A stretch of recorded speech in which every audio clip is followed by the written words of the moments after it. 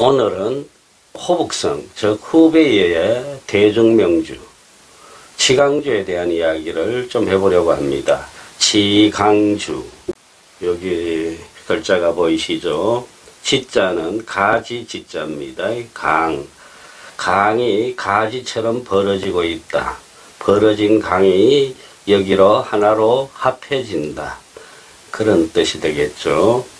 그래서 이 술병 뚜껑이나 여기 회사를 나타내는 마크에도 두 개의 강줄기가 하나로 합해지는 형상이 선명하게 그려지고 있습니다. 요 치강, 쩌짱이라고 하는데 지명입니다. 호북성에 있는 즉 장강, 양자강가에 있는 인구 35만의 작은 도시입니다. 거기서 나오는 대표적인 술, 치강주. 이 술은 호북성의 시골 도시에서 생산되는 술임에도 불구하고 전국적인 규모를 자랑하는 그런 술입니다. 2010년 무렵만 하더라도 연속 8년간 중국 전체 백주 업계에서 랭킹 10 안에 들어갔던 영업면이건 판매명이건 이런 데 있어서 그런 10손가락 안에 들어갔던 큰 회사입니다. 쯔짱, 치강이 어디쯤 있느냐 하면은요, 우리가 흔히 양자강이라고 하는 그 장강이 사천성에서 흘러와가지고 충칭을 통과한 뒤 북쪽으로 휘어져가지고 이창, 형주를 거쳐서 동중으로 들어갑니다. 이후에 무한을 거쳐서 남경, 소주, 상하이로 빠지죠. 여기 충칭을 지내가지고 북쪽으로 휘어지는 곳이 바로 거기가 아주 산들이 높고 그 틈새로 강이 흘러듭니다.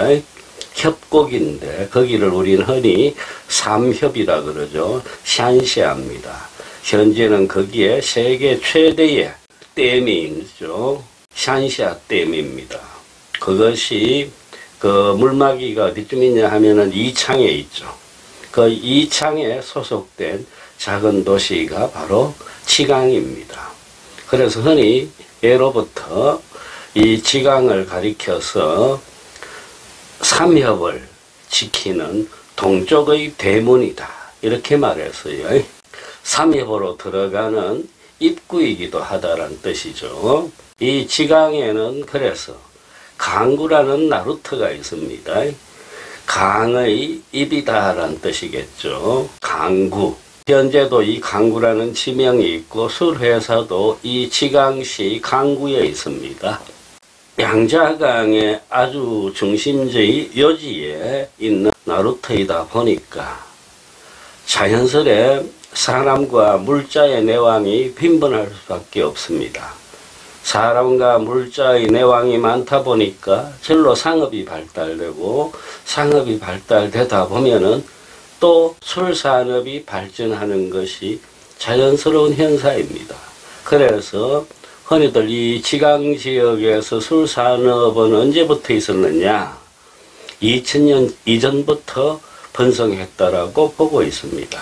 동방호라는 항아리가 하나 있습니다. 여기 치강 지역에서 출토된 고대 유물인데 동으로 된 네모진 항아리란 뜻이에요. 이것을 학자들은 당연스럽게 술 항아리로 보고 있습니다. 지금 중국역사박물관에 보관되어 있는데 이로 보듯이 이미 2000년 이전에 이 치강 지역에서는 술 산업이 번성했다라고 보고 있는 것입니다. 그러나 본격적인 우리가 백주를 이야기하면은 결국 정유주 이야기가 되는데 이 정유주 산업이 이 지역에서 크게 발달한 시기는 명청시대로 봅니다. 명나라, 청나라요. 이 당시 이 지역에서는 치강소춘이라는 술이 생산되고 있었어요. 이름난 술이었습니다. 치강소춘 할 때 요 소춘, 작을 소자에 범춘자를 쓰는데 흔히들 그냥 소춘주라 그럽니다. 봄춘자는 술주자와 같다 그랬죠. 그래서요 소주를 가리킵니다. 정유주입니다. 이 소춘주가 전국적인 이름을 이미 얻고 있었다. 그런데 1817년이었어요. 청나라 시기였는데 이웃한 송자시에 살고 있던 한 부자 선비가 있었어요. 장원남이라는 인물인데 그가 이 지역을 와보고는 여기서 술을 빚으면 크게 성공하겠다라는 생각을 하고 온 재산을 쏟아가지고 양조장을 만듭니다. 그 양조장 이름이 겸택일이라는 술도가였어요. 아니나 다를까 술을 생산하면서부터 크게 인기를 모았는데 특히 술을 만드는 과정에서 그 거품이 이는 모습이 마치 꽃더미처럼 일어나고 있다 해서 이 겸택일에서 나오는 소주를 퇴화소주라 그랬습니다. 퇴화, 꽃더미, 꽃다발 뭐 이런 뜻이 되겠죠. 그런 모양의 거품이 일었다 이 뜻입니다. 이 이름이 또 사방에 알려지게 되었다. 그 한 100년이 지난 뒤였어요. 뇌이동이라는 한림학사가 이 지역 출신이 있었는데 그가 이 겸택일의 소춘주를 마셔보고는 야 이렇게 좋은 술이 우리 고장에서 나온단 말인가, 때가 되면은 이거 황제한테도 한번 대접하고 싶다 이런 생각을 했어요. 자기가 마셔봐도 이거는 황궁에 공납되는 공주보다도 더 훌륭하다 이런 생각을 했어요. 머지않아 기회가 왔어요. 황제를 뵐 일이 있었고 그래서 자기 고향 술을 자랑했고 황제가 그럼 한 마셔보자 라고 했어요. 그래서 지강소춘이 황궁에 들어갔고 황제가 마셔보고는 야 과연 네가 자랑하듯이 그렇게 좋은 술이구나 하고 황제의 칭찬을 얻게 된 것입니다.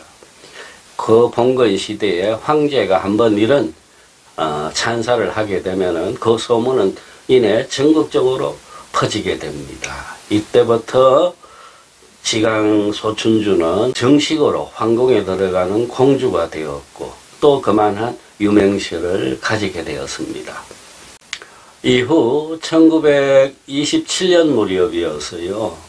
이미 지강술은 겸택일의 술은 전국 규모로 이름이 높았기에 이 술도가 앞에는 거의 매일매일 시장이 서듯이 사람들로 번잡했습니다. 이 추세에 따라서 양조장에서도 쉽게 말하면 현대적인 상업 광고를 시작하게 됩니다. 그 당시에 이게 여기서 나왔던 광고 문구가 좀 있어요. 한번 소개해 볼까요? 우리 술은 뛰어난 전문가가 정성으로 빚은 술입니다 라고 하고 있어요. 그러면서 우리 술은 마시고 취한 후에도 파초향이 풍기면서 정신을 맑게 하고 중풍을 막아줍니다 이렇게 했어요. 또 우리 술은 박리담회를 원칙으로 하기 때문에 어떤 물건하고도 서로 교환을 할 수가 있습니다. 이렇게 특별히 길을 넓혀 놨으니까 남녀노소 누구든지 오셔가지고 이 기묘한 술맛을 보시기 바랍니다 라는 그런 광고 카피가 있었어요. 지금부터 한 100년 전의 이야기죠.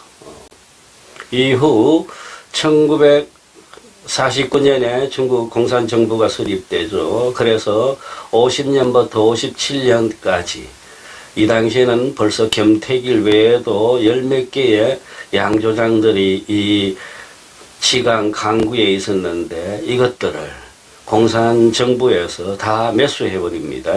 사가지고 통합 국영술회사로 만드는데 그것이 바로 지강주창이고 그것이 또 오늘날의 지강주업의 전신이 됩니다.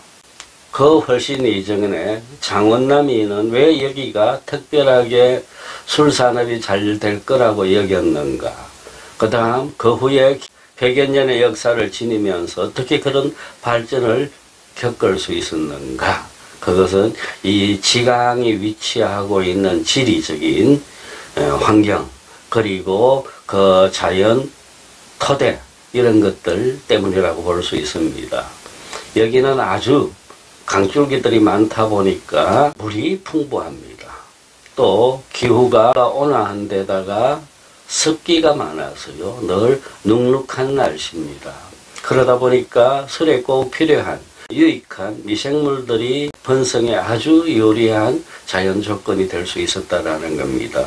그 이전에 사회적 조건은 이미 돼 있었죠. 교통이 편하다, 물자와 사람들의 내왕이 많다, 이런 모든 조건들이 어우러져 가지고 여기 가서 이런 좋은 술들이 나올 수 있게 됐다고 보고 있습니다. 그리하여 마침내 1984년도 무렵에는 이 지강 술들이 중국 베이징의 추석궁에까지 들어가는 그런 영광을 누리게 됩니다. 한번 마셔볼까요? 작은 병 100ml짜리입니다. 52도.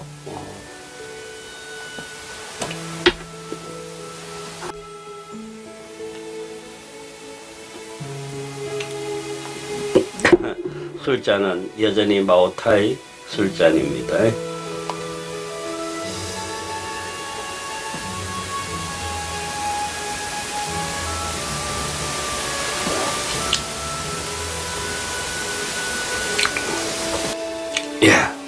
이 술이 절대 비싼 술이 아닙니다. 현지에서 지금 500ml짜리 지강주 제일 싼 가격의 술이 16위안 정도 합니다. 우리 돈 뭐 3,200원이 밖에 안 되는 거죠. 우리 소주보다 쌉니다. 그리고 본품들 중간 보통 가격대가 40위안, 50위안입니다. 그래야 뭐 8,000원, 만원이죠. 이렇게 저가의 가격대를 유지하면서 맛이 괜찮다 보니까 이 후베이 주민들은 집집마다 다른 술은 안 마시고 자기네 고향 술, 즉 지강주만 찾게 되는 그런 형편이 되고 있습니다.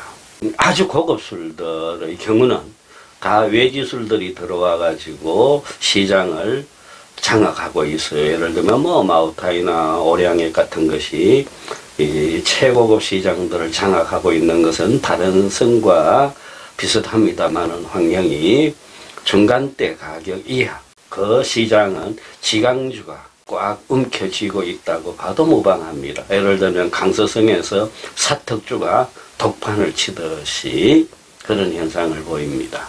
흔히들 전문가들은 이 술의 특징을 5가지로 보고 있어요. 첫째가 술 맛이 진하면서도 산뜻하다. 둘째가 술 구감이 입에 넣었을 때 그 느낌이 퍽 두터우면서도 강렬하지 않다. 셋째가 감치는 향이 오래 간다. 넷째가 섬세한 맛. 술맛이 그 촘촘한 구석들이 있는데 그것들이 아주 빼어나다라는 점. 마지막이 뱃속에 술을 들이키고 나면은 뱃속에 파초향이 가득 차는 어떤 느낌을 준다. 이렇게 말하고 있어요. 그런데 저도 아직 그 5가지 특징을 제대로 느낀다라고는 말할 수 없습니다. 단지 처음에 넣을 때 구감이 뭐랄까요, 썩 상쾌하게 들어오지는 않습니다. 그런데 이내 입안에서 가볍게 출렁거리는 어떤 느낌을 주면서 단맛이 혀바닥에 샥 깔려주는 그 느낌은 퍽 좋아요. 그 촘촘한 느낌까지도 또 맛보기는 상당히 어렵습니다. 자주 저도 이 주강주를 서너 번 마셔본 경험이 있는데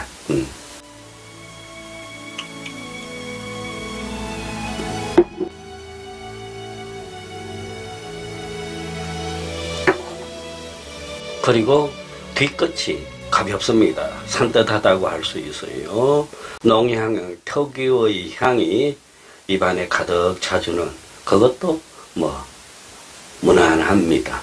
이 지강 지역이 물이 많고 온화한 날씨라 그랬죠. 그래서 예로부터 어미치향이라고 불러와서요. 어는 고기, 물고기를 가리킵니다.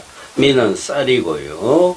그래서 이 지역을 물고기와 쌀의 고장이다라고 했는데, 그래서 여기서는 물론 수수농사도 잘 됩니다만은 특히 쌀과 밀이 잘 자라고 있습니다. 이 술 회사에서는 주 원료를 5가지를 쓰고 있어요. 즉 수수, 밀, 옥수수, 완두, 쌀 이렇게 됩니다. 그 오곡을 술의 원료로 쓰고 있죠. 오량액과 흡사합니다.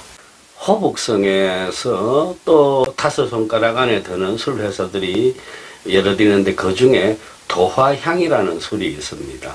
나중에 또 소개할 기회가 있을 것입니다. 도화향이라고 해서 복숭아꽃 향이다 이런 뜻은 아니고요. 이 도자가 벼도자입니다. 쌀이 생산되는 그 벼가 있죠.